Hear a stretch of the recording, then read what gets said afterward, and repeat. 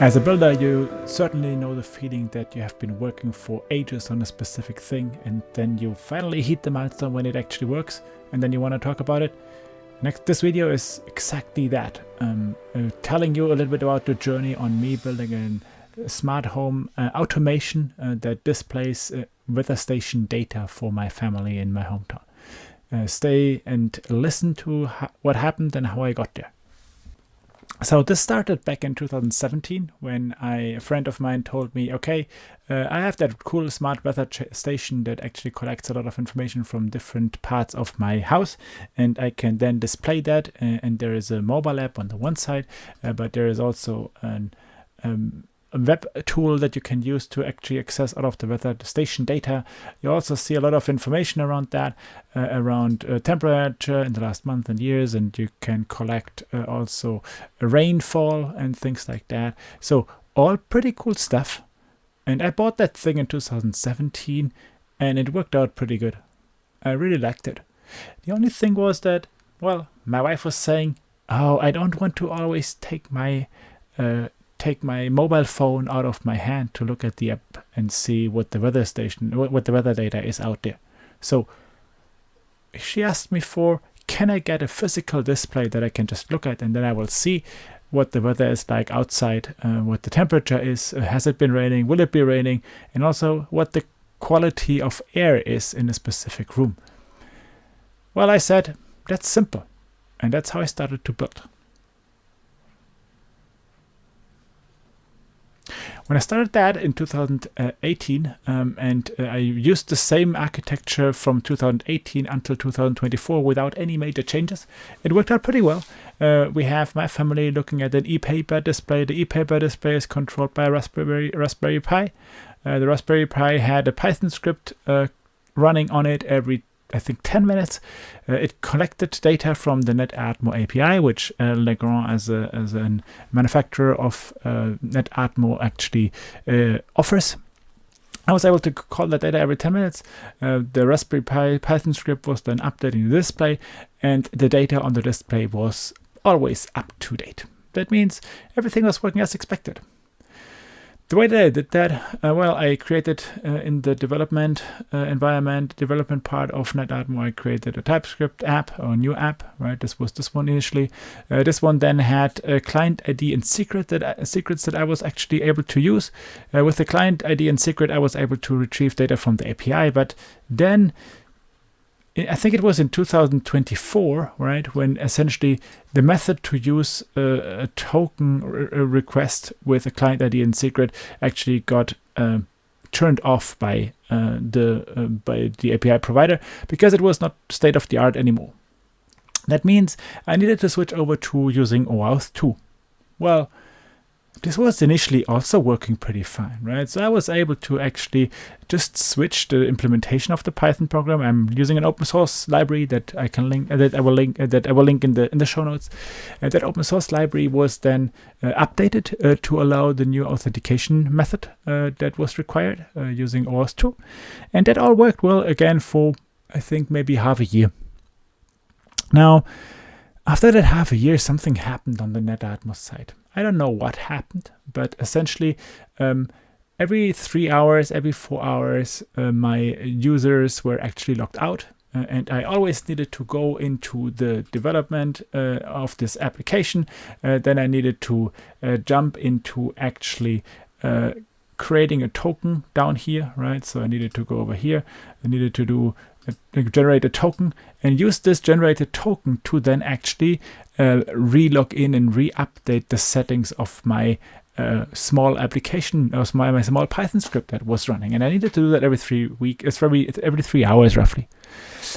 Given I'm sometimes busy, sometimes traveling, that resulted in a downtime of, I would say, at least 80%, where my wife and my family were not able to look at the most up-to-date data because the Python script failed. So the ePaper display did not have the most accurate information. And this obviously caused some conflicts, I would say, and some discussions internally. And yeah, I needed to find a solution for that. So I tried to triage the Python script. I failed at it. I think my Python skills are worse than actually my coding skills overall. I don't like Python, as some of you know. So I stopped using that Python. I thought, okay, let's go and build a better solution where I can actually triage and where I can actually understand why and how the API calls are kind of being stopped and where my user is getting invalidated. Well, in that moment, I switched to a new deployment architecture, which at the end is something similar as this, right? So the first changes that I made is I still had the Python script, and the Python script was not calling out to Netatmo anymore. The Python script was now calling out to an API gateway sitting on AWS, which had a Netatmo function that initially was directly querying the Netatmo API.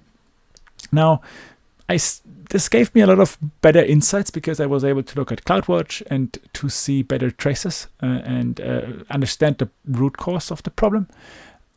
But I still didn't really understand it. The user was being logged out. It was telling me, even after only doing 20 calls to the API, it was telling me that I'm hitting my user limit, and it didn't really work out. So it resulted in now me every few hours going into Systems Manager, updating the client ID and secret, updating the tokens and access token and the refresh token to then make the Lambda function again. So I thought, oh, maybe I'm doing too many calls. So once again, I decoupled the data reading from the API. I had now the Lambda function is now calling from DynamoDB. I had a new Lambda function that was retrieving the information from Netatmo, triggered every 10 minutes by an event batch rule. And that Lambda function actually reads the tokens from Systems Manager, queries the Netatmo API, and then stores the data in DynamoDB.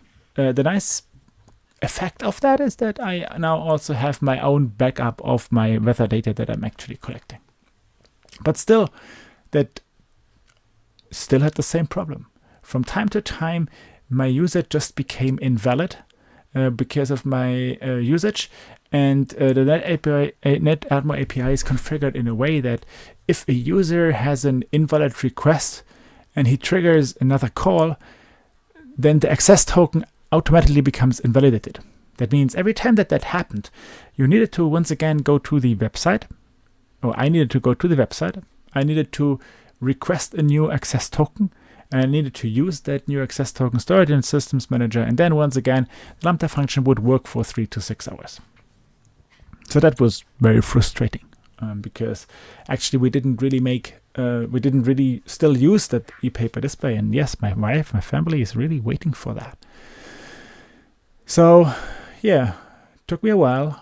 That took me some prompts with MSMQ developer, but at the end, I came up with an idea on how to achieve that. The way that I'm doing that now is that the moment that the Netatmo function that gets information from Netatmo is triggered, at that moment it hits a 403 error, which is an validation error.